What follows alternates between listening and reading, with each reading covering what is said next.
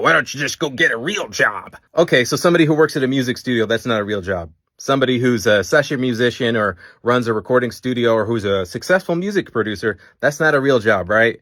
Just like being an actor is not a real job. It depends on how successful at it you are. If you can be successful at it and you can make an income from it, guess what? That's your job. If you are a full-time music artist and you are having a music career and you're touring the world and you're playing venues and you're making money on your merch, you're selling tickets, you're getting music sales, you're successful at it. So you make an income at it. So that's why that's your job. So you don't have to go work at some job that you're miserable at. That's the goal.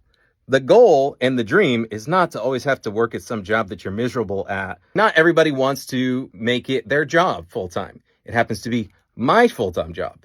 I can dedicate my full time to working on your music project because I'm not at some other job. I'm not distracted. So I can give this my full focus, my full attention, and work on it professionally because I don't have somewhere else I need to be.